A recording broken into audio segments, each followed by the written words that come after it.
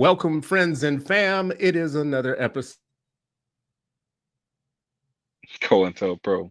I know that's a good sign. You know what I'm saying? So we come on, Sharif just ain't in his chair, and then he freeze. That's a good sign.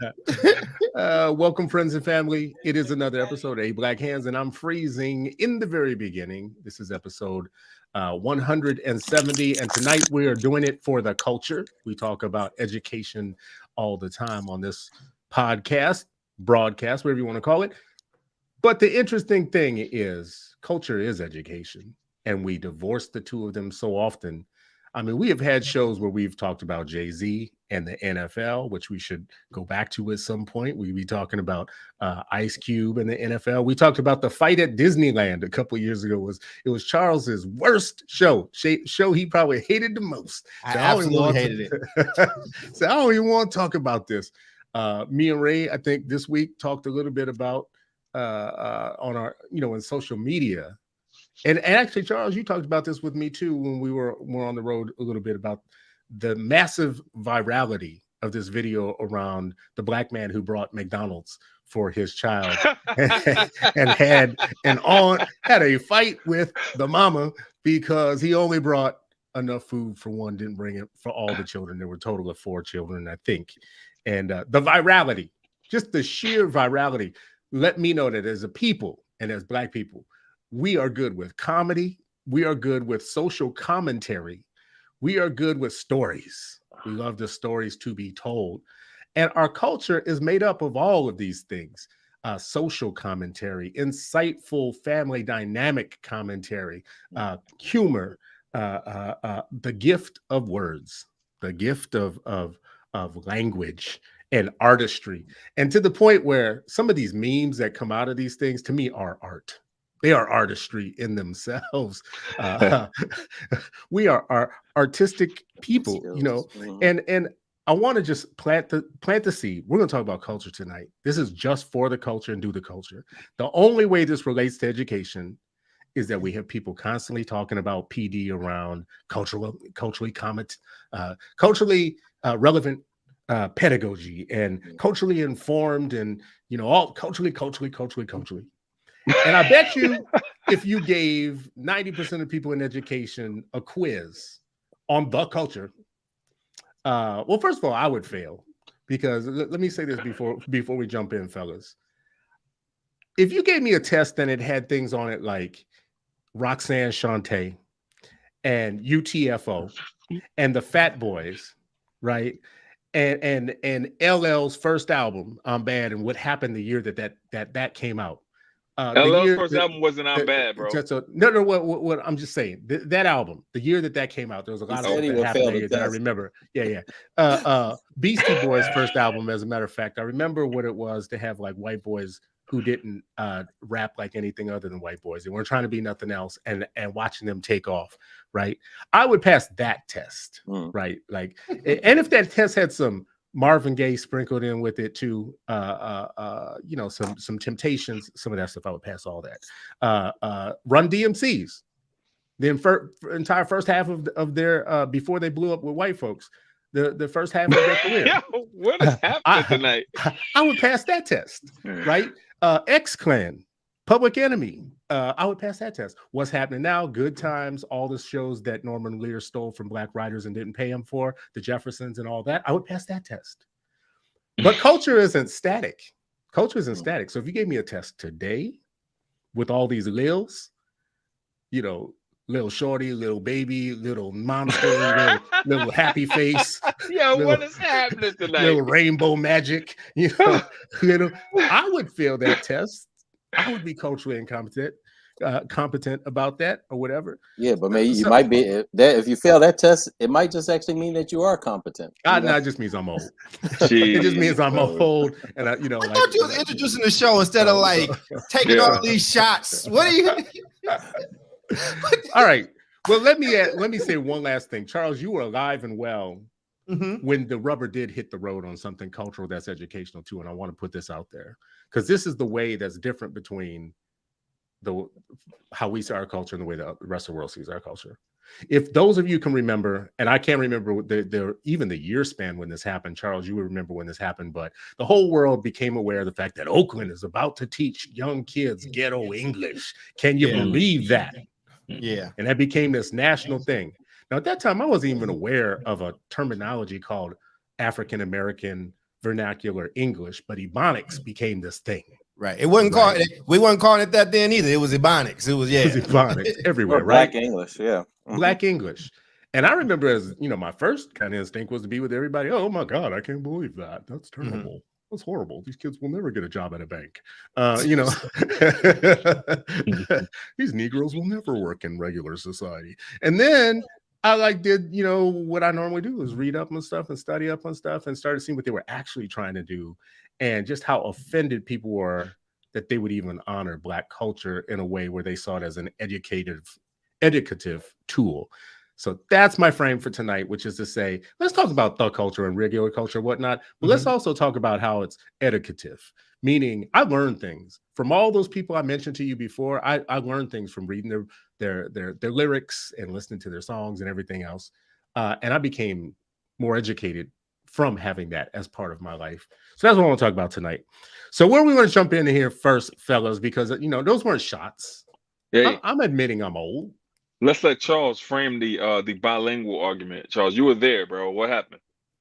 I mean, well, I was a student at Westlake Junior High School, and Oakland is what a large part of the roots of Ebonics before it went away and rebranded as AAVE. But basically, I was, as Brown was talking about it in one of our shows, I was pulled out of Brown's class. I was picked to be part of a select group of black students to kind of help them establish this. They got some pressure, and then they abandoned it and abandoned us in the process. And then a decade or so later, you saw it reemerge as AAVE, and now it's hit Twitter. And now, you know, somebody that has read about it for one day will now educate the whole world on what AAVE is. But the purpose of it was so Black folks could feel proud about the way in which they communicate and how they can adapt in certain environments to get things that they need and to get things done. It was supposed to be something that was uplifting to our community and kind of say, hey, there's this inherent skill in what people are calling broken English that has real roots in survival.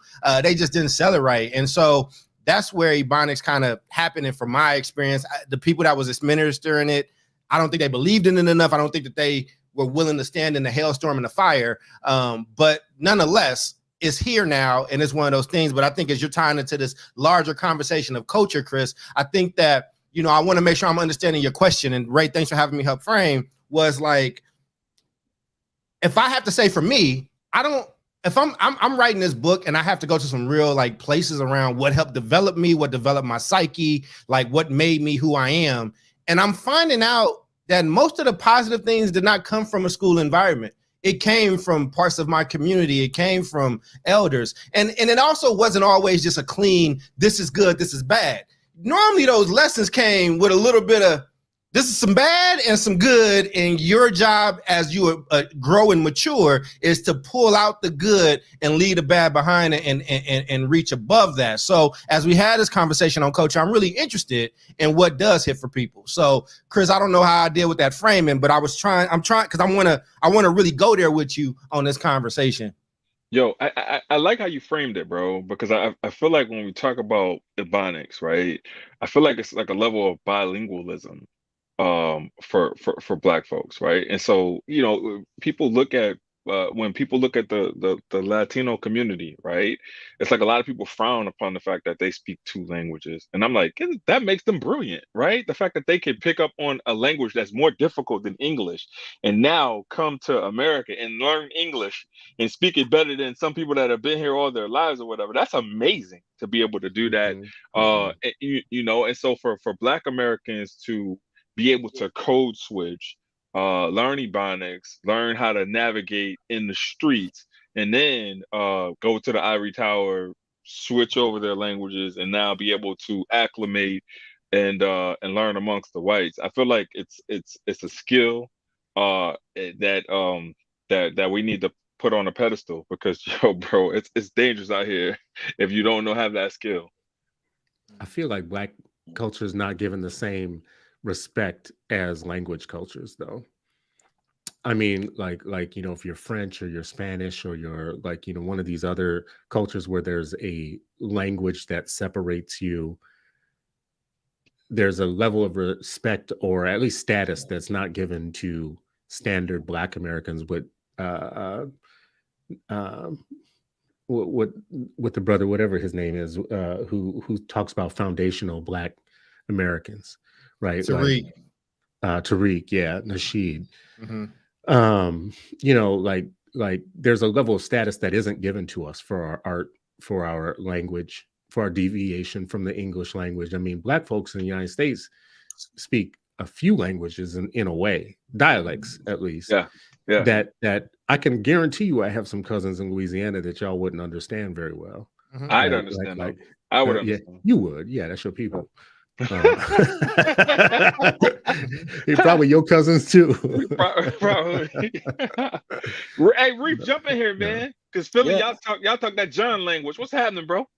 I mean, it's so interesting. I mean, I think a couple things. One, the whole idea of being bilingual. Only in America is that looked at as a deficit. Mm-hmm. Anywhere else, if you are monolingual, that is the deficit. You're like, you can only communicate in one language. Like, pity you. But here, instead of that even being looked at as a strength, it's it's like already like, oh, you're ESOL or English language learner or whatever. Like it's like centers, that one thing. We had a restaurant here, even in Philly, as diverse as Philly is, where a restaurant owner, a very popular restaurant owner, had a sign like, don't come in here if you can't speak English. Not the deep South, not like right here in Philly, South Philly. That's what part of South it was, South Philly. But it's also just interesting, like when you really study linguistics, right? And you understand how, like Dr. Carr and other people who like really study this talk about like the depth of understanding in Black English is so profound, right? Like it's so profound. It takes one word and gives it multiple meanings, right? And just like, and it's like polyrhythmic when you think about it, like how the depth is. It's not just a square, it's not just linear. It is like you can say one word with the intonation and what it means, all the communication that it conveys and how deep it is, and what Black people did to the language to actually improve it, to make it more profound, to give it more depth, more meaning. All of that is from, that's what Black people do. And then I also think about, there's studies out there that people that really dove deep into this and even look at, you hear Jamaicans or people from the island where most of the Africans actually went during the Middle Passage, right? Where they say thing, they don't say the. Mm-hmm. Right. And there were certain West African cultures where your tongue was not supposed to move beyond your teeth. It was taboo to speak with your tongue that goes, any words that go beyond. So they didn't have that in their language. So even when they started using English, the oppressor's language, they would say ting. Right. And a lot of the TH words, you wouldn't hear that. That instead of the, because anything that your tongue went beyond your teeth, it was looked at as taboo. Now imagine not knowing that and then teaching kids and just disparaging them about that and looking at them as less intelligent, as opposed to understanding like, wow, this is like a cultural norm that's just been passed on. Even a child may not understand the roots of it, but when you understand the roots of it, then you're approaching how to teach them, and it's so much differently, right? And I think this is how it connects to cultural proficiency, where you have the curiosity, you have the understanding, and you have some level of depth in your own understanding of the world instead of just this monolithic culture. So it goes deep. I mean, I love linguistics. It's so like amazing. Can I jump in there with you? Because I mean, like, I think one, it ain't just Black, like most languages, like the deeper you get into the country, the deeper you get into different places, have a different form of that language. Chinese and Mandarin have that, right? Where some of that stuff is written and some of that stuff is not written. I was just in Jamaica, and people might say this is like, you like taking over their culture or whatever. Like, no. I was in Portmore in New Kingston, and my accountant that I was there to meet was like, I need to teach you some quick patois because you're gonna get robbed if you don't. Like, it was like, yo, I'll get in a cab and I got this United States English, and it's like, yo, that ride is normally $20, but because you sound American or European, That ride is $60. You like, yo. So she was like, you gonna learn one thing. Local price, man. Local price. No, right? Like, you can say what you want about that, right? But I saved a lot of money, and it's not. I mean, every culture has their thing. There's different parts of Chicago. The west side of Chicago talks very different than the south side of Chicago. They just have different, things. But I think what you were saying, and I would think what people need to understand and what our people need to know is that we are just naturally rhythmic people. Like, so that's why even if we go to a place and we don't know every single nuance of a language, we can pick up on things a lot differently than a lot of other people can. We do everything in a rhythm. Like, I learned how to speak publicly looking at pastors or looking at how King spoke, or even Eddie Murphy. If you watch any of those people's talks and they talking about some really different stuff, they all speak on a rhythm. You know what I mean? I think that is something that's, when people can't do what you do or make money off of you, then they have to demonize it until they can learn how to copy it and then charge other people for it. That is why my lips got made. And they charge you for it, right? That's why these lips got made fun of for most of my life, or somebody's bald head got made fun of, or whatever you got. And now people paying. This right here. But listen to what I'm saying, right? Here, but now these lips, these same lips cost people $15,000. You feel what I'm saying? Like, when we and don't even talk about the hips. So this is what I'm saying, right? I mean, and a lot of people don't know who Sarah. Hey, Chris, a lot of people don't know who Sarah Bartman is. This is the point of what I think the point of your episode is that how many people are watching this right now and have never seen Sarah Bartman, don't know who Sarah Bartman was and what that is, right? Like, and y'all should look it up. I'm not even going to tell you who she was, but again, these things that they made fun of about us or tried to ridicule, now people are paying for that, right? Like, so I just think that if you don't know your culture, not just the ignorant shit either, but if you don't know the roots and the greatness that you come from, it is really hard to live in your full greatness, and you give shit away, and then people will resell you your greatness that you gave away for free. Look at West Oakland. Hey, I want to jump back to what Reef said a couple episodes ago. Not everybody comes from greatness, right?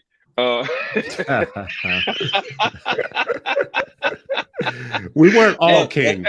We weren't all kings. And only on this show will you get Dr. King, pastors, and Eddie Murphy all wrapped up in the same sentence. Like, that's depth. That's like depth and understanding. You know what I'm saying? I'm a real scholar, big. Like listen to all that you just said though, and you're filling out a rich universe. Pastors, the way that they talk, and that is an art form. That's an oratory art form, right? And you know it when you see it, because you feel lifted out of your seat when they get going. If you're in the right church at the right time at the right moment, you feel like you could fly right out of there without having to walk, right?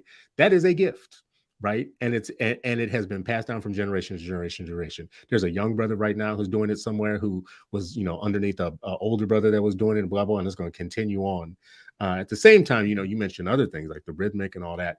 I have heard you say several times that an album got you through some hard times, like an artist, like a hip-hop artist got you through some and just knowing what they were saying. Like, I mean, listen, if there's one thing in hip-hop that everybody has had drilled in their head, was it's not good to be broke.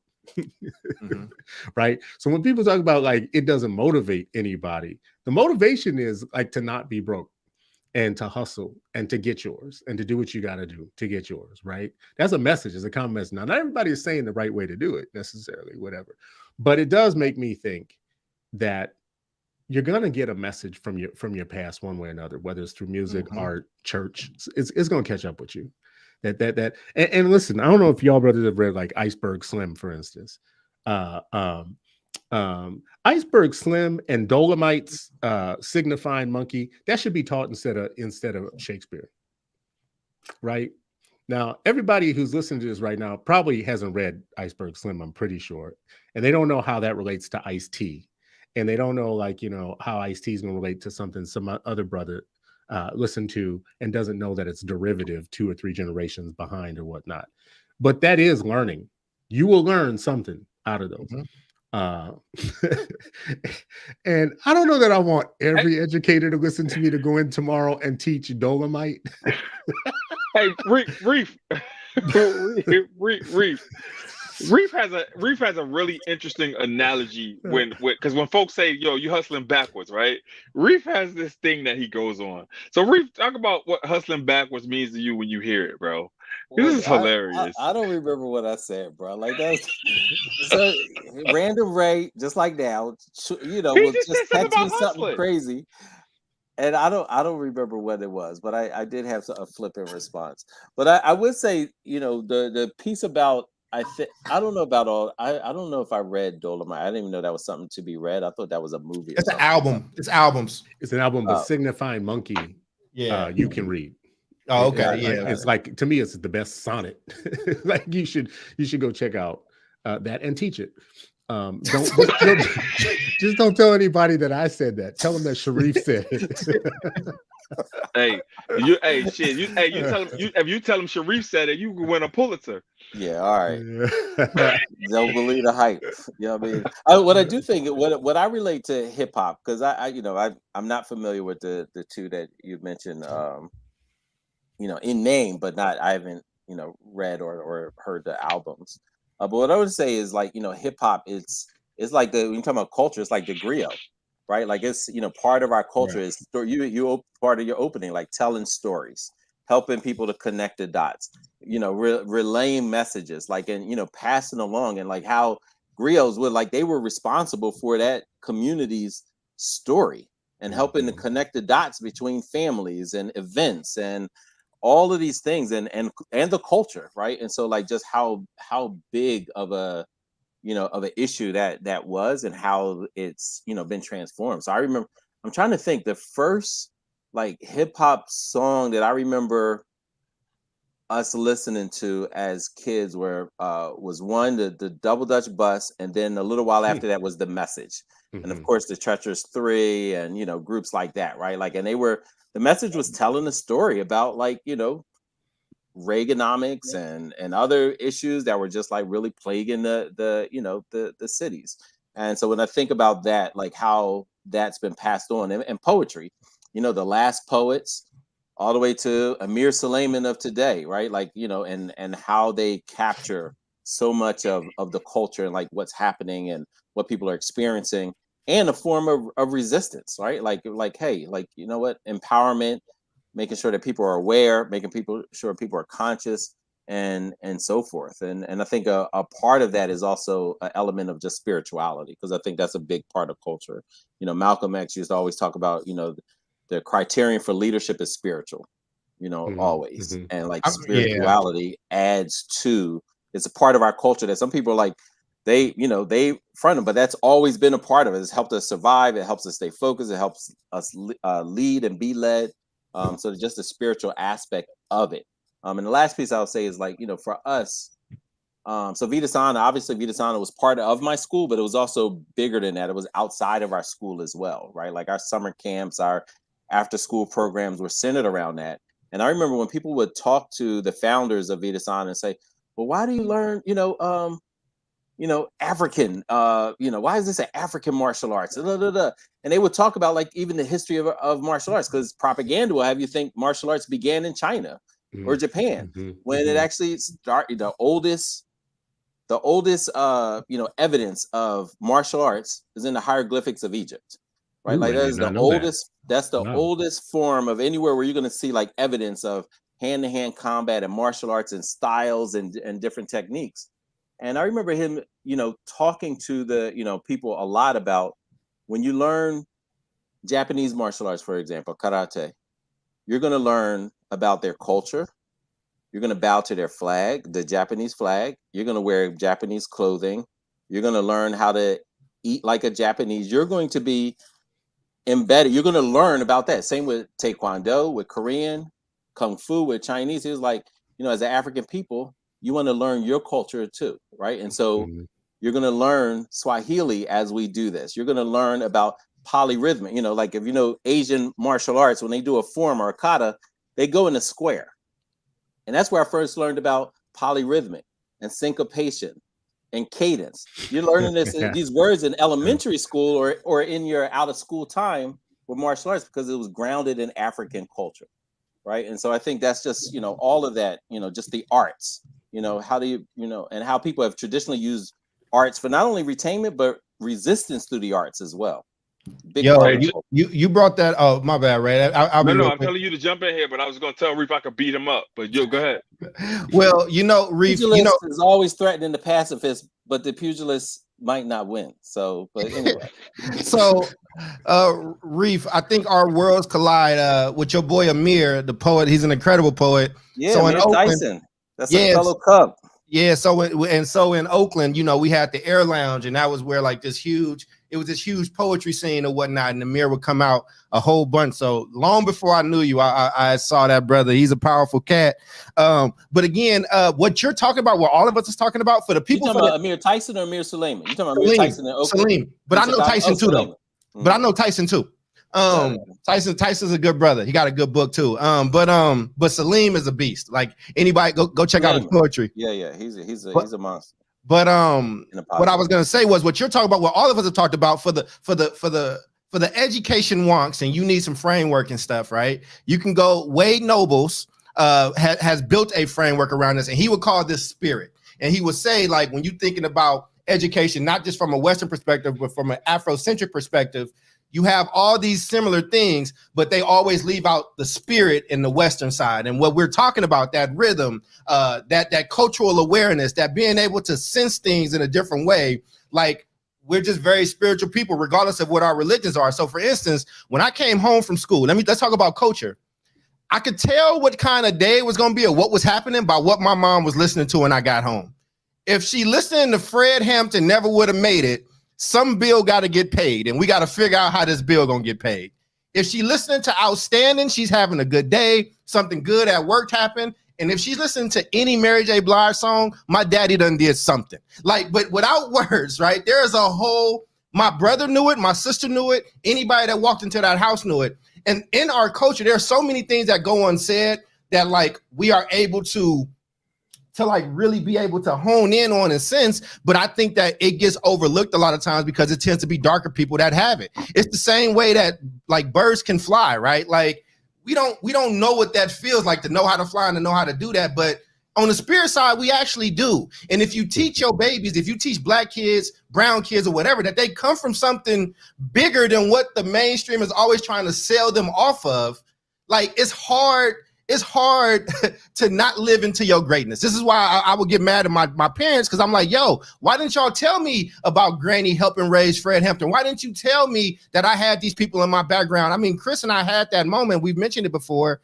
where like I was just showing him this dude in my family who's a historian, and he has like handwritten like first documents about who got married to who fought in the Civil War. And it's like, yo, it's a lot of dumb shit that I did in my life, but if I had known that I came from this, I feel like I would have moved different. And I think that is not something, I don't care how hard we push, they're not going to do it in schools. And if they do it, they're not going to do it right. So we have to start embracing the good parts of our culture and passing that down with a filter, with a strainer, as Chris would say, because Chris was about to go into some dumb shit that's in our culture. I know he is, because he can't resist himself. Well, I'm not going to let me ask this. Go ahead. Before you go into the dumb shit, bro. I wasn't going to go into dumb shit, but go ahead. I know it's coming too. But I want to talk about just like how culture's preserved at HBCUs, right? So like I went to a PWI initially, right? And like there's certain rituals and things that take place at those predominantly white institutions that it's just like, but when you go to like when you get to an HBCU, it's like, yo, you feel like, damn, I'm home, right? And so shout out to the folks at the Morgan State University that embraced me when I got there, because, I know we can't say the anymore because Ohio State has co-opted it. But man, Reef, talk about your HBCU experience, man, because I didn't experience it as an undergrad, but I know it had to be amazing, bro. And I know if I had to do all over again, I definitely probably would have went to a HBCU undergrad. Oh, you didn't go HBCU undergrad. You went to a white school too. You on mute, I think, Sheree. No, I went to Cheney for graduate school, principal certification. All my HBCU experience was for homecomings and stuff like that. That was the undergrad experience. But I agree with you. HBCUs, I think, our religious institutions And like one of my favorite places as a kid was Freedom Theater. I wasn't like an artist or anything like that, but seeing, that was on Broad Street, and seeing like my friends and other folks who I didn't know, youth performing and things like that, and was just always just really, really dope. Like just seeing all again, back to storytelling through the arts. At Freedom Theater, at the African American History Museum, all these kind of spaces, I think just captures, cultivates, and protects our culture in a lot of different ways. So, hey, I'm in protection of Black HBCU women. was elementary school. You know what I mean? Like I felt like that. I got that in elementary school in a lot of different ways. I'm in protection of Black women mode, but boy, that damn Nicole, she make it hard, boy. I didn't see what she said, but get him, Nicole, get him. I whatever you said, I co-sign. She was correcting me, which is totally fine. I missaid Fred Hampton when it was a Marvin Sapp song. That's my bad. The point was, if my mama had Black gospel singers on, we knew what the point was. Struggling with a bill. We knew what the point was, and this is part of our culture too. This is part of our culture too. We all knew what you meant. We all knew what you meant, but all it takes is for one of the sisters to walk through the room and be like, it wasn't Fred Hampton. Just right. That's part of our culture too. So my mama would have said something too. So I ain't mad at it. It is what it is. But we talking about culture. That's why there's barbershops. But here this is why you think we in there for 4 hours getting a haircut? No, we getting a refuge. But barbershops are our weed when you get to a certain age, Like, so. And here's the thing, though, right? But you made this point, right?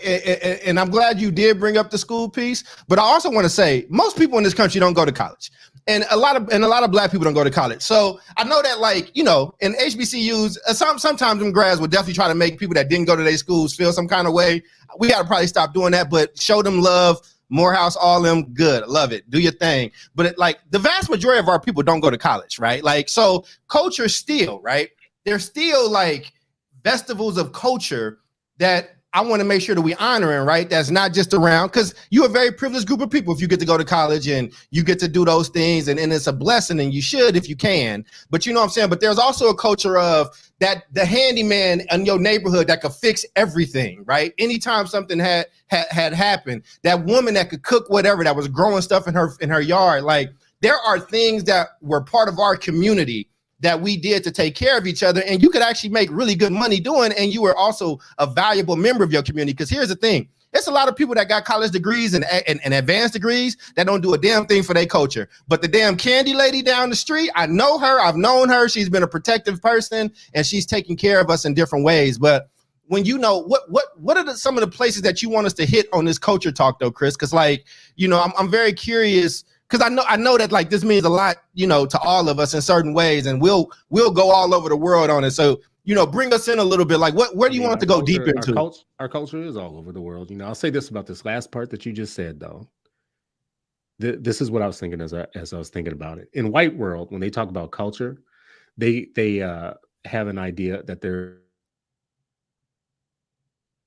Every time you're about to say something great, they freeze up. They coming for you, Chris. I know. Chris, you froze up. You gotta say that whole thing again. I know.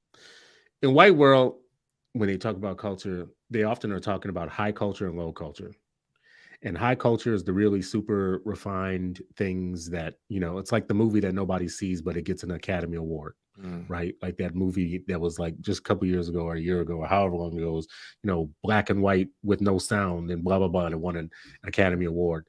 And the BET Awards is like the rest of the culture type of thing, right? Like, so in white world, there's a high culture, there's a low culture. Low culture is generally considered pop culture. And that high culture is that inaccessible elite culture. When y'all were just talking about HBCUs in Black world and in Black culture, I do believe there's a high Black culture. And that includes things like Sarah Vaughan and understanding who Langston Hughes was and reading books like Our Kind of People and, having been to the Hamptons or to Martha's Vineyard, one summer in your life. And going to HBCUs is part of that too. People don't know this, right? Like a lot of them HBCUs are private schools. That's why, when people talk about the disproportionate debt of Black people, blah, blah, blah, who went to college or whatnot, They're not telling you the other part of that story is because there's this thing about, high Black culture going to HBCUs, collecting a whole bunch of damn debt for that experience, and coming out not necessarily always as connected to your people as when you went in, right? Like there is something to that. And I'll tell you one way that culture plays a part in all this, because we talked about this too. And see, y'all gonna hate me for this, because there's gonna be people listening right now. They're about, listen, pull your knives out. Here they come now. On Insecure, when they did the thing with the Deltas, when all this stuff comes up with the AKAs, but I got AKAs. Y'all, okay, Nicole. No. I'm only. Okay, this Nicole. is different. Okay, Nicole. Okay, Let me tell you why Nicole. this is different. All right, Bro, Nicole. you don't want to be. You We don't got want to be a on this. room in the coals First here. of all, you don't want to be on this show. Here. You Let a don't. brother Hey, finish the sentence. Let a brother finish the You sentence. don't want to be on this show calling one sorority another sorority. They all We ain't sisters, doing that. right? They all sisters, right? I will be on this. Saying my Continue, sentences Christopher, exactly continue how going I forward, say my please. sentences. Move forward. But my only point in saying that is, Charles, you're right. Something like 25-30% of people go to college in the first place. Right. Something like 15 or 20 come out the other end with a degree, right? Mm-hmm. So if you're among those people, you have to know that you're among the minority, Right. like a gilded minority, like a small minority in comparison to everybody else in the world, right? And the way that the rest of us have access to things like fraternity life and these parts of the world that we don't get to see, HBCUs and all that, you had a whole generation of people that discovered that through a different world. You know, with Lisa Bonet and Bill Cosby, right?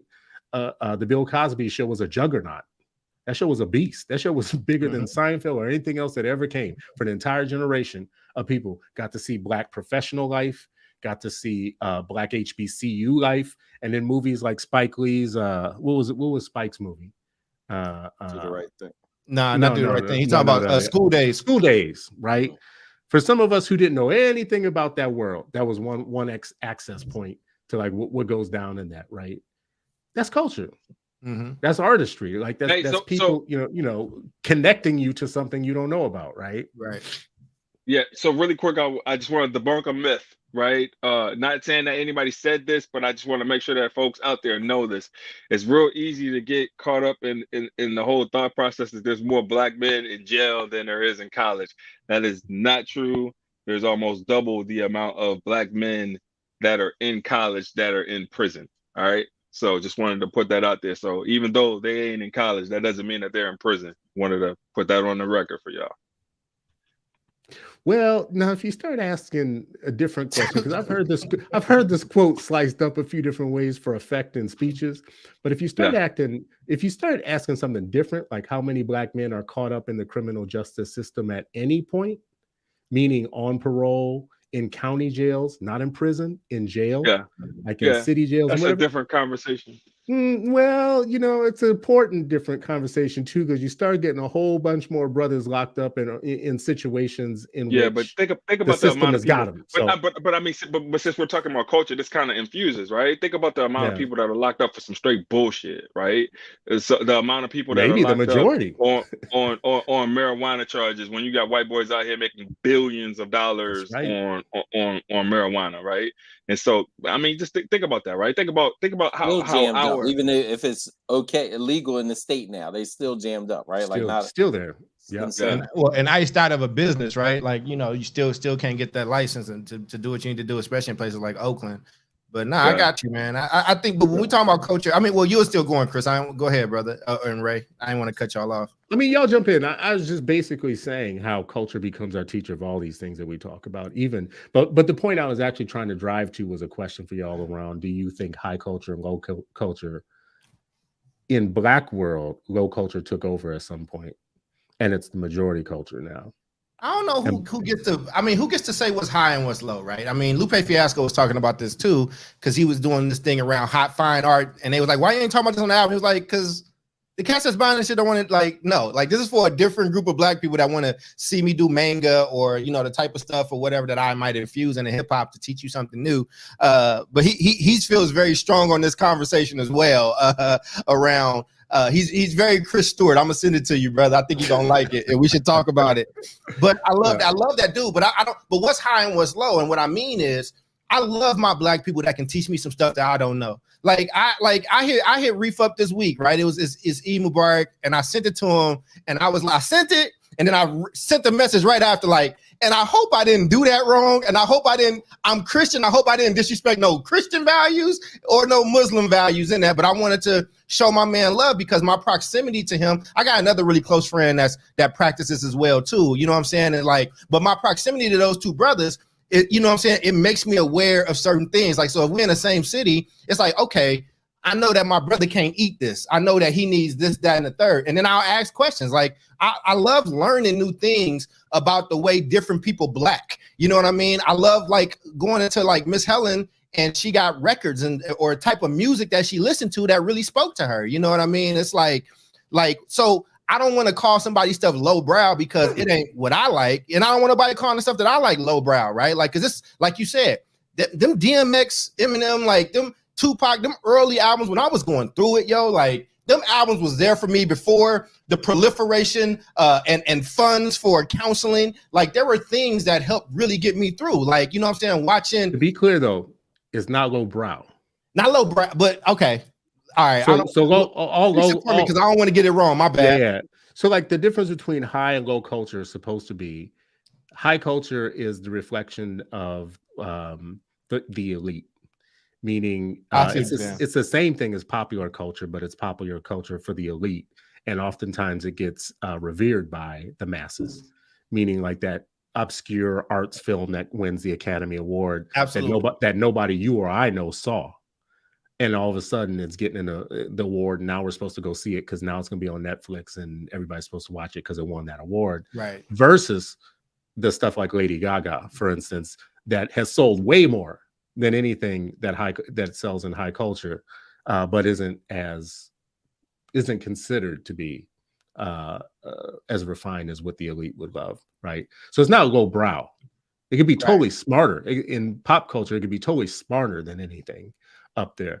But it's interesting that someone like Basquiat, right, like you know, in his lifetime might be considered a street artist for a period of time, and then the elite picks up on it and starts liking it and becomes high. That's how it transitions and becoming high culture. But the way that I'm asking this question is a little bit different for us, is in that we really do have some hood stuff that rises up to be absolutely the main cultural way and I hate that. I hate that. Yo, I hate that. Why do you hate it? Do you hate it because does it feel embarrassing to you, or do you hate it because you know it's supposed to be a guilty pleasure?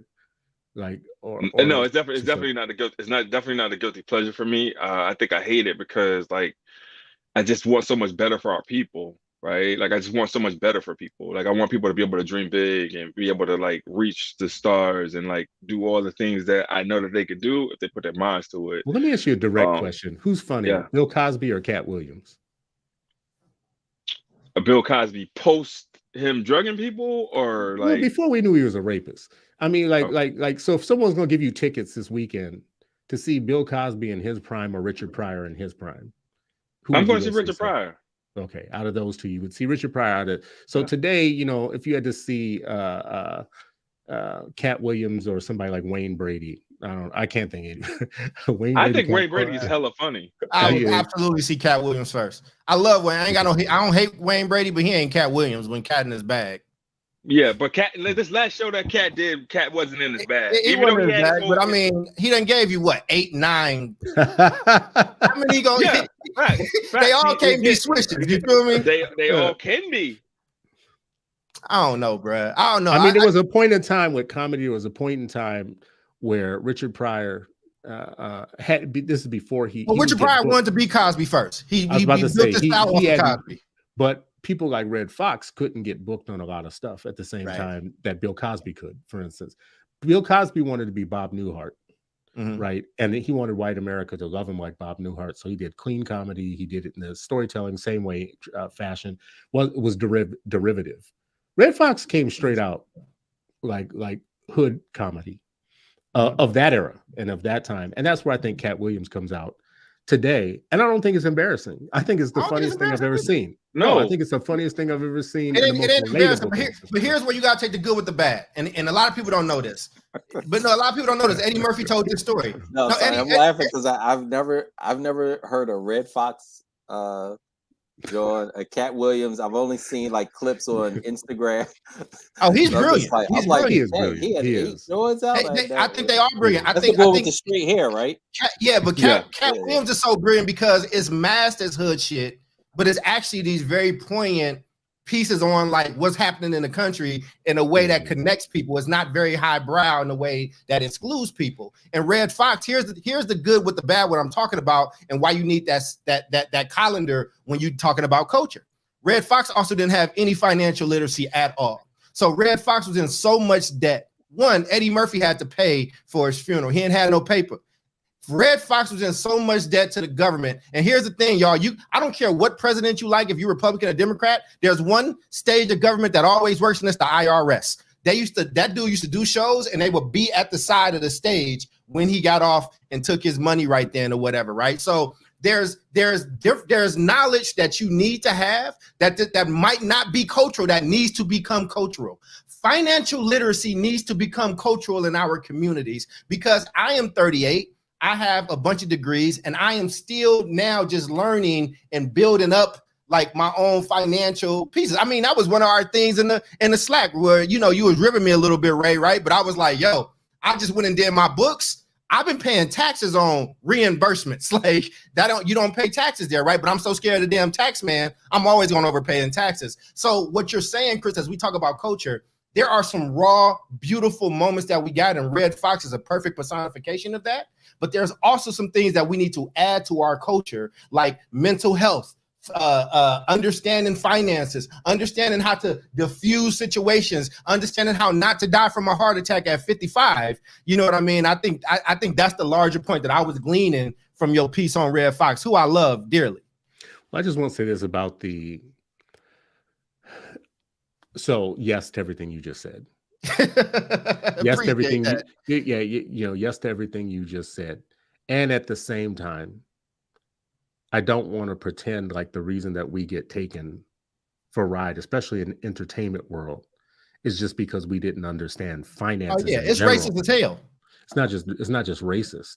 It's fraudulent. It's corrupt, right? And everybody from every kind of celebrity still today has been robbed by their CPAs, who are in cahoots with the people they're making contracts with. Sometimes you're a baller and your attorney's in cahoots with the damn team that you're negotiating with, and you don't even know it, right? You've seen more than one basketball player, more than one musician, more than one poet and actor or whatnot. Wesley Snipes and everybody else end up with situations where it's not that you were financially ignorant.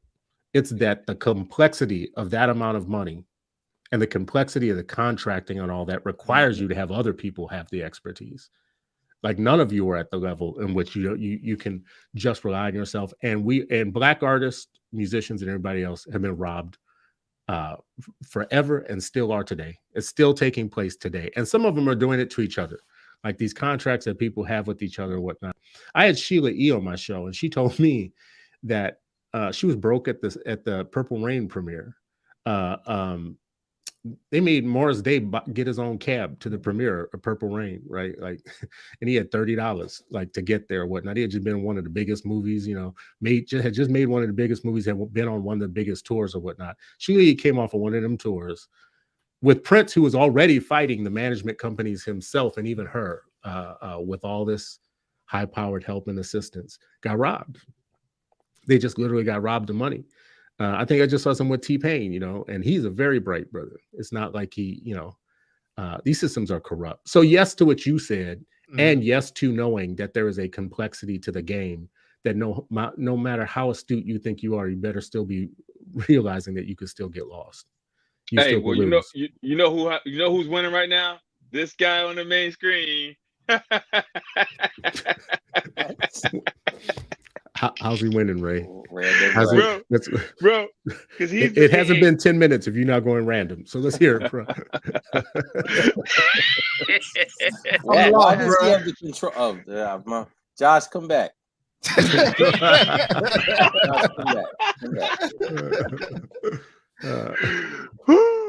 Reef is winning, man, because Reef is financially savvy and Reef is everywhere, man. And I want to make sure that Reef gets his shine. Tell him, Reef. Well, y'all, you listen, because we only got 10 minutes left here. Let me ask you this, because this is my only one question I had for y'all. Tell me about a cultural influence that you had that is not school, not education, not any of that. And if you have more than one, tell me more than one that was educative, meaning in listening, watching, whatever it is, reading, whatever it was, you learned something that you use in your life now. And when you're defining, like, I mean, for this particular question, you're talking about more or less around the arts. I mean, you know what I mean? Like, you're talking about something like a show, a movie, music, or you're talking about just could be. So let me give a definition. A lot of what we've talked about tonight has end up in like entertainment type of and that's probably because that's a lot of like where I found some of that inspiration. Mm-hmm. But I mean, I saw Jesse Jackson give a speech when I was in high school that made me want to be better with speechcraft for the rest of my life. Right. Mm-hmm. I remember being so lifted out of it. He was so gifted, and it was something I've never seen since. As a matter of fact, you have these defining moments where you see a performance or you read a thing or you hear a lyric or something and it sticks with you for some reason. Mm-hmm. That particular speech that I saw him give is in my mind still as of today, all these years later. Right. And that was I saw that in high school. But you prompted me to do this real quick. Definition of culture. Culture can be defined as all the ways of life, including arts, beliefs, and institutions of a population that are passed down from generation to generation. Culture has been called the way of life for an entire society. That can include things like a speech you heard, or your pastor, or religion, just different things in your culture. But I'm talking about non-school things outside of school that your teacher may not have a shared value with it around it at all, because they weren't even near this that you carry with you. Yeah. So Charles, you said you had one. Oh man, I already said. Yeah, well, mine. I think the best way to give out information is through storytelling. I think that is our tradition. That's what we do. I had to Trojan horse my urban youth-led think tank as an advocacy group before we could actually tell these stories the way we wanted to tell, that had facts and things in a very Cat Williams-esque way, right? Where you're talking directly with people about their culture. I would say, so public speaking was Eddie Murphy. I think he has the best transitions ever. He's just masterful at it. Chris Rock was the first person that actually was the hip hop like speaker of that time. He was the first person I saw be hip hop that wasn't a part of the traditional elements of it.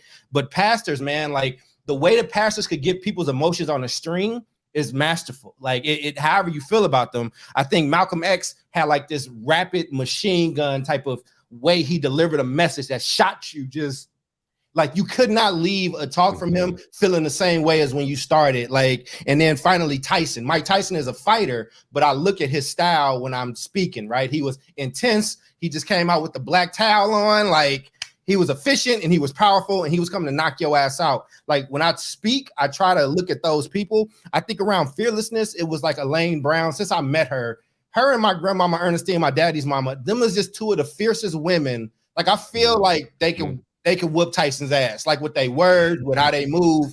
Like Elaine Brown ain't scared of nobody, man. And still to this day, and she's still just super fashionable. And kindness and faith was my mama's mama. Like this woman is the reason I believe in God. She is the reason why I'm Christian. Like when she was dying and she said, I deserve this. You got to let me go. Like that was profound. I ain't got that from nowhere else.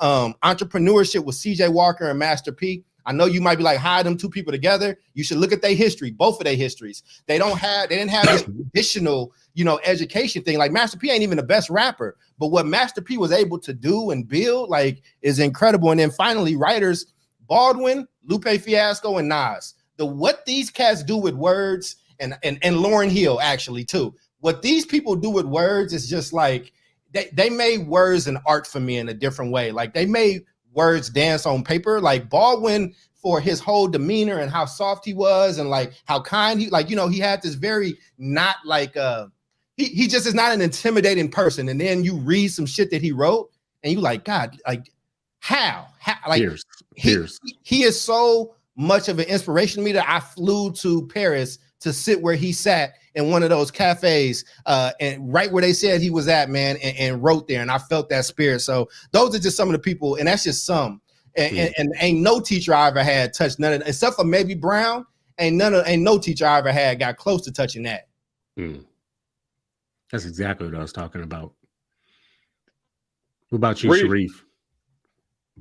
Yeah, I mean, particularly elementary and middle, it was like really impossible to separate. It was all blended. But I mean, for me, Malcolm and his words, watching his speeches and the documentaries and stuff like that was, even as a kid, was just really hit home for me.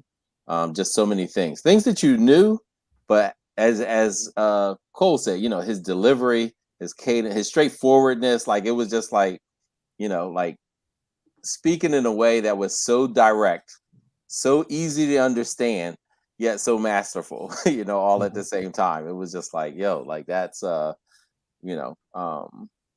and I think the other piece, and I mentioned this, and again, this was in school, but it was also outside of school. Our Vita Sa'ana for me was, like it was everything about the culture.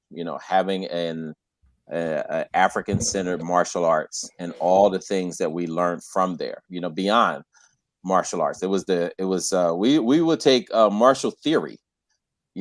Our summer camp was ran by our African martial arts teacher, right? And so it was like all the out of school times that we were getting all of this just extra knowledge and understanding and just history and art. And that's where we started, they were teaching drumming and stilt walking and storytelling and art, like all we would have skits. I found a picture.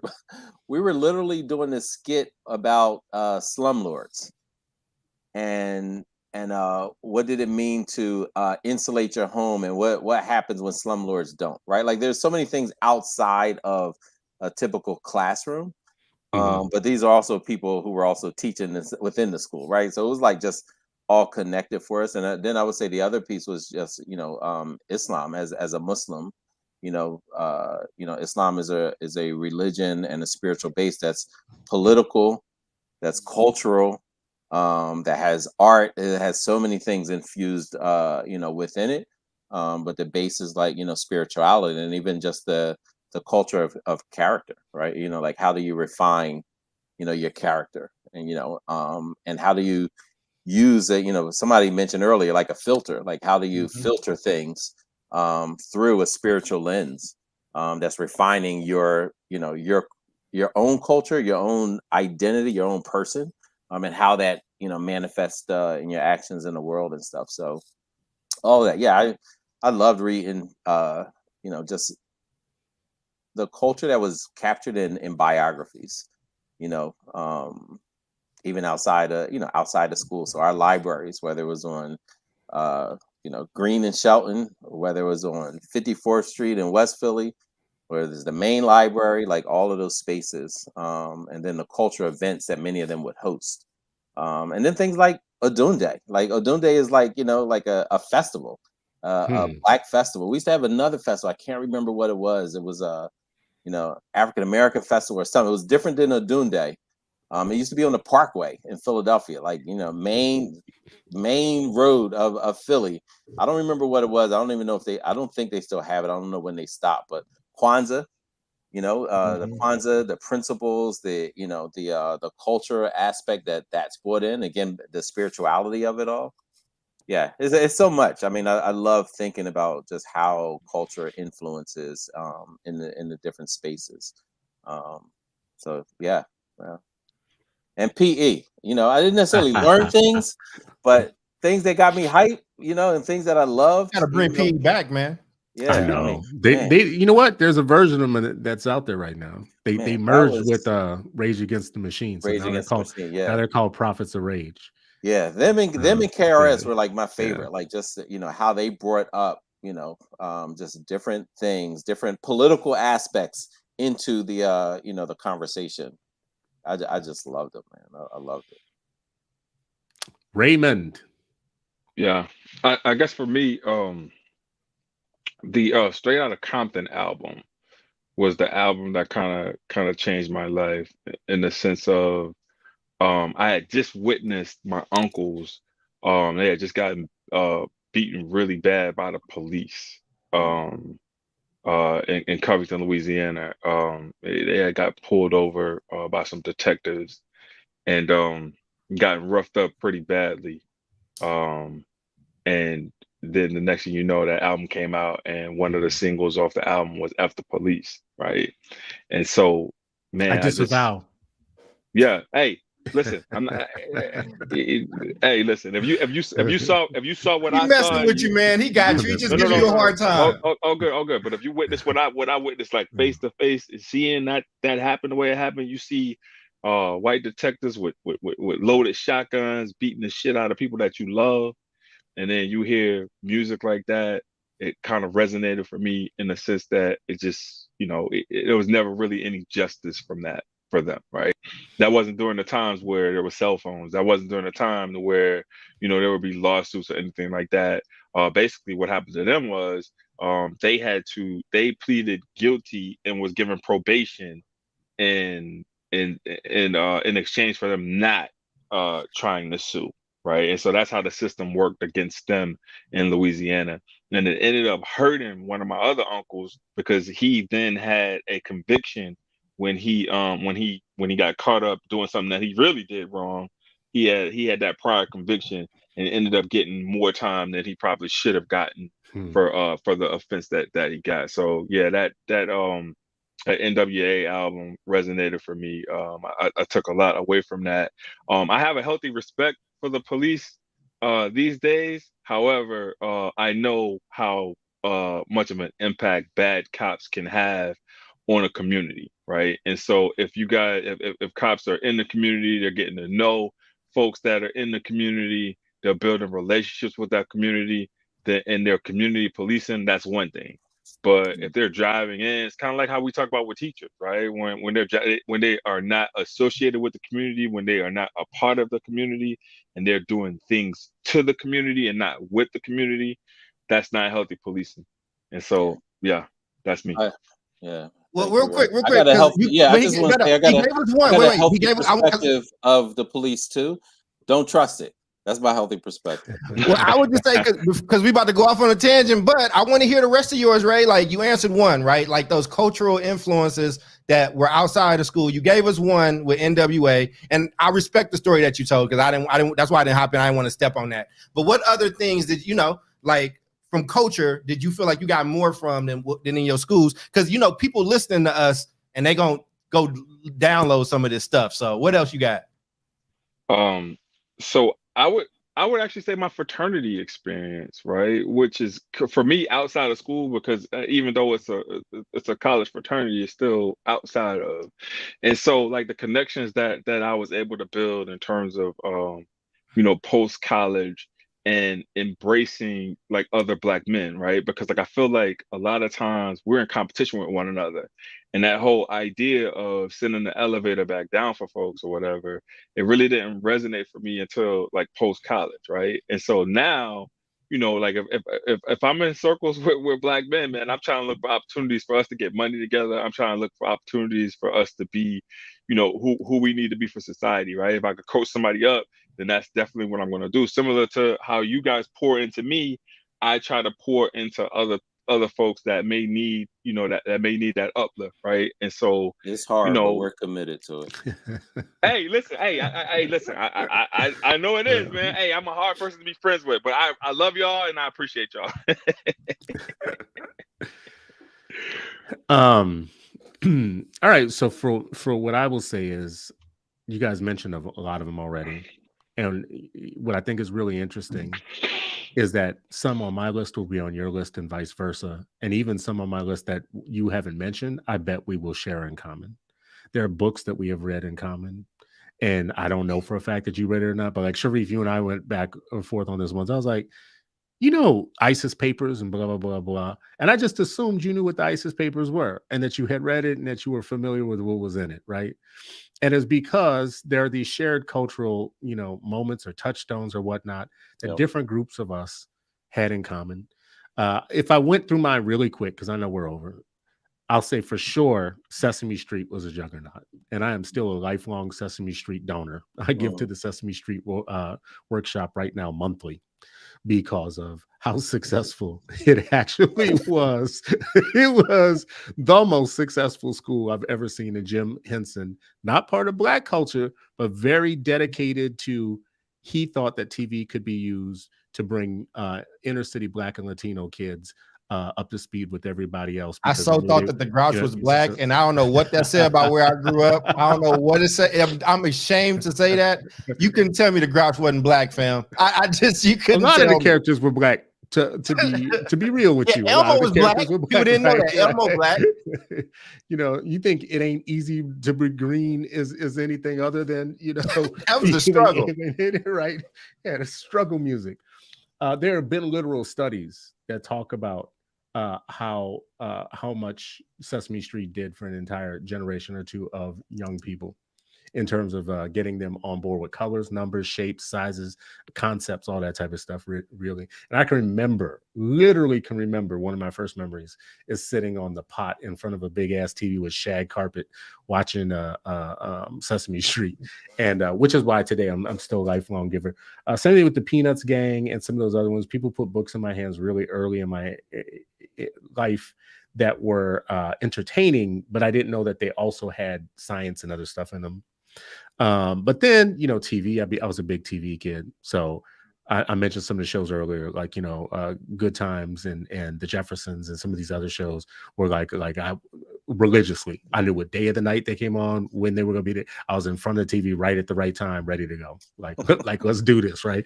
And I could have told you all about their lives. Word Up magazine and Right On, right? Like, was like because I was into entertainment and music or whatnot, I read that like the Bible. I mean, I was just like cover to cover. So I could tell you things about the lives of Black entertainers from that era that I shouldn't know, because I just was that faithful of a reader of that time. And my parents had a policy they say no to a lot of stuff in every store except for anything like a magazine or a book. So if we ever, like the grocery store, I could pick up as many magazines as I want. It was the only thing I could put. I couldn't put Frosted Flakes in the basket because that wasn't for us. You gotta get that bag cereal at the bottom, son. But I could get Word Up magazine if I wanted it. Couldn't get the good. I couldn't get Tricks. No, I couldn't get Tricks. I could get Kicks with them. Sawdust tasting Kicks like the worst cereal ever. Don't I know it's traumatized by Kicks. Right? Hey, we can have a whole right? That could have been a part of this cultural conversation too. Cereal. There was lots of stuff my friends at school could get that I couldn't get. My friends at school would get stuff and I would try and pull it. Now I want some Count Chocula. No, you don't. Anyway, just really quickly. When I read Revolutionary Suicide for the first time, broke my brain. Just like I had to I don't have one of the other books, but a shot of Secure's autobiography. This book made me want to be a better writer just in general. This was so elegant, sweet, beautiful, to the point. The writing that still today, when I write things that I want to be good, I think to myself that I have to be shooting for a higher level. And that came out of the first time I read this. It was the first time I read something that I thought was ugly and beautiful at the same time. This book, all my cousins had this book. Yeah. All my cousins had this book. Joy. This was like in every house. That's every house had this right book there, near me. It was like passed around. I never read that. What is that? Black Voices by who? Black Voices. It's an anthology. So it's a whole bunch of different Black writers. And for a period of time, I think schools even had it as like so. I think it may have been one of the reasons why it was in so many households. I'll get it. Send me a link to it. I'll grab it. I'll gladly send you a copy. Of course, this one, everybody, Autobiography of Malcolm X. Absolutely changed my life. I was sad to learn at some point later that there may have been some shenanigans about the writing of that book. I don't know. I can't tell you. Lord have mercy. Let me tell you this right now. This, I remember where I was. I remember where I was. Not a bad song on the joint. Chris, right? There's a meme, right? Because there's four different people. There's three other people besides him that was like laid up in that pose, right? I think it was Lionel Billy Richie. Ocean. Lionel Richie was in that pose. That's right. Teddy Pendergrass was in that pose. That's right. And there's one more person. Keep going. I remember the Teddy because he had the chain on. Absolutely. And I Yeah, remember Taco Meat out. Lionel, that was his biggest album, his first album, his like first solo album that came out. So, anyways, in the last story I'll tell, a friend came to me at one point and gave me Prince's Controversy album and said, I gotta get rid of this. My dad said I can't have this in the house and blah blah blah. You want it? And I was like, that's how I got my first alligator, my second alligator. You know I was like, your dad said you can't listen to this? Really? What is it? Do tell. This is so bad you're dead. So I took that sucker home and put it on very low in my room and listened to, oh shit, this is nasty. Oh yeah, this is okay. Damn, I don't know what you're saying, but okay, all right. My dad found out that I had that album and took it for himself. My dad That's my album now. My dad said some horrible, and that album was outlawed. So on the day that this album came out, I stole $12 out of my dad's quarter drawer. I skipped school. I never saw the album cover for that. I took a bus to the plaza in East New Orleans East, and I bought this album on the day that it came out with $12 in my dad's quarter stolen from his drawer. Ha ha! Pops. How you like it now? I disavow. And I listened to it for 2 years. It stayed on my turntable and never left my turntable except for to flip and to listen to other songs on the same album for a couple years, and then became a lifelong Prince fan. Found all kinds of meaning in it and everything else that lasts me until today. So kids, the lesson of the story is still $12 from your dad if you need to cut school. You ain't buying no album. You ain't buying no album these days for that. But when you talk about like those books, and I have Black Voices somewhere, but you mentioned, you showed this, you're talking about like that shared capital, right? Like, Assata, you mentioned Assata, and of course, Malcolm and the, some of the other joints you wrote, like, that's shared history. Maya Angelou did that for me too. Maya Angelou, like, I know why the Cagebird sing was like I was like, oh, like, wait, like this a real story? Like this, like, oh shit, that's crazy. So yeah, her and Baldwin, them pens was just ridiculous, man. Like, okay, I want to ask you a question. Name a Teddy Pendergrass song. Turn Out the Lights. Yeah. Okay, now name another one since he said that one. Let me see. I'm terrible with names. I am Philly. You from Philly. I'm just terrible with the names though. Close the door. What's the You Got one? The one where he's screaming at people. You got. Man, get me up there. You got. Hey, what I mean? Man, hey, Chris, putting the screen on you, talk about this indie show so I can get out of here. Listen, y'all, we appreciate y'all friends and family for spending another Sunday night with us to not talk about education, but to talk about culture that is educative. It is, but we're talking about culture which is educative, and we have people in classrooms and in schools who are taught to teach necessarily and do well in education who don't know so much about the universe of the children that are coming into their classroom every day. And that's a shame, because when you miss these cultural markers and you miss these cultural kind of backstories of the people that you're trying to teach, that's not a small miss. That's a big miss. That's like the biggest miss. Ooh, Michelle put TK. Oh, how can we forget that one? She put that in there. Come go with me, all that. Yeah, come on, man. Come on and go with me. All right. But hey, Charles, there's so many other things that we could have talked about. We could have talked about basketball culture and like AI. But that's the thing. We could have. That's what the show was a part of. You could have. I was gonna say, because we didn't get into the show until about 40 minutes, and like. No, it's fine. It's okay. It's fine. But you see all this joy that we've been having the last 40 minutes, like, because I'm like, wait, we're not about to have final thoughts. Like, I want to keep it going, but I know we need to go. But listen, I will give you final thoughts. You want final thoughts? Give some final thoughts, because we've been over before. We sure have. I wanted from y'all. Y'all know stuff about basketball and how important it is to the life of young people. You know stuff that's backstory. We had a whole conversation about the different shows that are living just off of commentary of basketball now. Absolutely. Which shows you this. But could you imagine being a teacher who is missing so many of these essential elements of big conversations that are happening outside of the school with the people that they're trying to teach, Yeah, but some stuff I don't know if I want teachers to try to tackle. Some stuff I want to stay in our community, right? Like, think about, everybody got mad at the Juneteenth Walmart ice cream, right? And I did not. But this is what my point is, right? Because I'm addicted to The sugar. same people that got mad at it was the same people last year that was asking for it to be a federal thing. It didn't need to be a federal thing. It was our thing.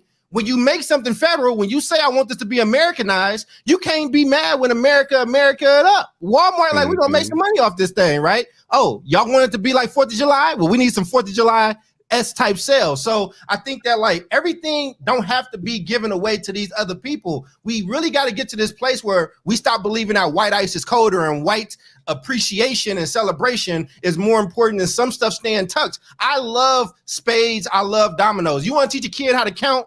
You want to teach a kid to be strategic? Put them at a dominoes table at a party and leave them to their devices. They're going to learn how to count real quick because they're going to get yelled off the table. I'm just telling you. Really interesting. Like Reconstruction, our sister Kaya Henderson, who has reconstruction.us, they literally have a spades class, right? They have a spades class. I might take that class. You need to spades, right? You need to take that class. There's a lot of people that like don't know Trump, don't know Pity Pat. I learned it for a couple weeks and then I forgot. Like Pinochle, all this stuff, right? Bro, if you learn spades for a couple of weeks, I didn't forget Uno and I declared you war. don't know it. You ain't learn it. I ain't forget I declared war. This is what we should have called this show. We should have called this show Black Famous. There you go. There are things that Let's do it next week. Let's do it next week. That are famous amongst Black people, and I have the one best example that I always use when I talk about this concept. I'm gonna ask you, what do you think is my one best example of Black famous? Something that I don't know. I'm Black not people generally. No. Okay, can't nobody. I'm gonna say it. Y'all can disagree with me or not. Frankie Beverly and Maze. No, absolutely. Comes on, that's and it feels like a famous. Saturday. Yeah. It feels like a Saturday, no matter where you are. Yeah. That comes up. That's Black famous. Now, I asked 5 people to name 3 of their songs, right? 3 white people. Ask them to name 3 Frankie Beverly and Maze songs, and you will discover really quickly how many people don't know something that we all know, right? Mm-hmm. Frankie Beverly and Maze comes on. It feels like I'm cleaning up. Matter of fact, you know what? That's another Black cultural tradition. There's a lot of songs. There's a lot of songs to me that sound like Saturday morning. Like my ass is cleaning up. I gotta clean up. I told you, if Outstanding is playing, it's gonna be a good day in my house. Y'all didn't listen. If Mary J. Blige is playing, if Mary J. Blige, if my mama was playing Mary J. Blige, get your ass out the house. Leave. Daddy done did something. Hey, listen. If you the same way you guys are putting that Frankie Beverly and Maze jam, which is a classic, right? You also got to talk about this new generation. Swag Surf is a classic. What is? In college stuff. But again, bro, you keep going back to like elite college stuff. Like I'm not mad at elite. I don't know if that's elite. What is it? College is elite. If it's okay, so that's what we were saying, right? And I like the answer, right? But I'm trying to follow the rules where they was asking about stuff not related to school. Because again, most of our people don't have that experience of college, let alone a Black college. You know what I'm saying? So like, it should be celebrated, and I feel like we do celebrate it. We just trying to show some love to like the stuff that's like played at your auntie party, and she graduated from high school. You know what I'm saying? And then they got the pink panties on the drink on the blender. They got their drinks happening. They smoking. I'm just look. I mean, they got the barbecue going. Like somebody daddy on the grill. It shows like how deep and different culture could be. You know. But I'm just saying. But somebody dad on the grill. A national treasure that I don't necessarily want to celebrate, but it changed from generation to generation. So I guess in an earlier generation, it would have been a pack of Cool Filter Kings, and then a newer generation, it would have been a pack of Newport. Yeah. My grandmama gave me a note. Your granny gave you that note. Sent your ass to the store.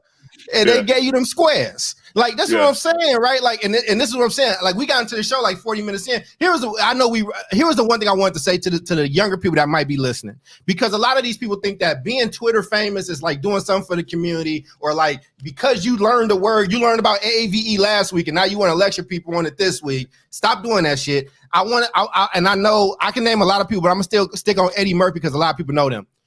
Eddie Murphy, before it was popular, before you got love for it, he showed Black excellence in a movie like Boomerang that he spent with his own money, right? He lost money, had to deal with these people around doing it. He didn't get no fanfare, right? He had to like spend a lot of bread for that. Or like he showed us like in Coming to America, built Zamunda and like built these things or whatnot. Like there were people that we might not have that a lot of people want to call smart, intelligent, and for the people. But then you look at their body and stuff like when he went to the Academy Awards and he was supposed to give out an award because he was the most popular thing on the planet, and he scolded their ass with his time and said, "You don't have black people up here. You never do." And I told y'all I wasn't gonna do this, right? Like I'm saying there are so many ways that you could be for this culture. And if you have not read this book, you should read it. It's called The Spook That Sat by the Door. And I think a lot more people need to read it and need to digest it, because there are some lessons in there where you can be who you are. You don't have to be what the internet and Twitter and social media say you got to be an activist in your place. You ain't got to shame other black people. You ain't got to be better than them. You ain't got to, because you got a college degree, try to put other people down. If you really about black people, then you about all black people, whether they got a college degree or not. Don't be that black person that don't like your culture, that wasn't black amongst your friends, but you get to be the person of color in the room full of white people and you shut out other black people. That's what I wanted people to take away from this job. So hey, say with the people ain't ready for the spook who sat by the door. I mean, no, they should. They better get ready. Shit, that's a hey, Chris, yes, sir. 7-Ups, yeah, and Goody Standbacks and Coca-Cola. See, now you're talking regional culture, though. Like, because if I say Hucklebucks, nobody's gonna know what a Hucklebuck is, right? Yes. No one in America, no one like listening to this right now is gonna know what a Hucklebuck That's is. Louisiana. Hucklebuck is a frozen cup. Hucklebuck. If I say barrel and egg, put it in some, there's like a whole bunch of things where people are gonna be like, But Charles, going back to what you were saying about Eddie Murphy and putting his money on the line for that. Do you remember what the review said? The movie review of Boomerang said? Oh, it wasn't white people. It wasn't realistic because there wasn't no white people in it. It literally said this comedy movie isn't realistic because it shows all his hubris by having an all-black executive class, meaning there couldn't possibly be a company that had all these black executives, so it's just hard to access it. The literal reviewer of note, and I think it was the New York Times, wrote that about the movie, that it just wasn't believable because it had all these black people playing executives. And get your mind around, at the same time, they're putting E.T. up there, right? They're talking about having a few Negroes in the executive class is not realistic, but E.T., that's a good movie. That's some Alien, that's totally believable. Poltergeist, goddamn, I get those coming out my TV all the time, right? Oh, niggas running the company, get out of here. What's wrong with you? What is up with this madness? You was in the front. That hubris. Y'all wilding. Hey, Chris, can somebody plug this Indiana live show starting off the Encore tour? Let these people know. So, folks, if you're in Indianapolis on Thursday at 1:30 p.m., the 8 Black Hands will be opening up our Encore tour in Indianapolis, Indiana. I don't know the exact spot. All I know is 1:30 on Thursday. We out here. Charles probably knows the exact spot. Don't put that on me. But what we will do is we'll post it. We'll post it. It's been shared on our page. Go to our Instagram. We'll have all the details there. We'll have it on Instagram and Facebook. But come on out. We starting this tour. And if you see that flyer and you say, hey, why is my city not on there? Then reach out to any of the 4 of us and we can talk about it. We will work with you. And we would definitely love to be in your place because, again, it is time for our people to be on code. And I think this was a great episode to kind of help kick that off. I think that if you have not gone and gotten our book that we made for y'all for free as a labor of love, go to abh.org right now and go grab that, share with your people. All we ask is that you give us your email address so we can keep you all in the loop around the stuff that we're doing. Thank y'all for y'all continued support. As always, we appreciate your support of the 8 Black Hands and the mission that we're on to make sure that every one of the 8 million black kids gets a good education. Part of that happening is us just sharing a culture, sharing the love and the commitment to doing for our people what our ancestors did for us, which is to carry the story on, get more people across that threshold and cross that line. Come see us if you can come see us live, but if you can't, get us to come to your city live. And if you can't do that, do what Charles said, go to 8bh.org, give us your email address, sign up, be part of the family. Also, look for our different shows. Each of us has different things going on, so stay in touch with us on social media and see all that we've got going on. Share the love. I have just survived an attack of COVID after 2 years of being completely COVID free and escaping it. So I just, my final message to you So all you think will be, so I think my final message to you all would be like, health is no joke. Be careful with each other. Don't be close talking. Nobody, there's nothing important. There's nothing that important you got to say. Be close talking to people. People ain't trying to feel. People don't feel you like that. They really don't. I don't care what you look like, how important you think you are. People just don't feel you like that, right? You don't have to be all up into somebody's grill to get your point across, right? And you definitely ain't got to be spitting and slurping and shit, right? Like over people, you don't have to do all that. You don't have to do all that, right? Why does that feel like he knows the exact moment that he caught it? Y'all have a great time. Possibly, but I'm just gonna say God this. bless.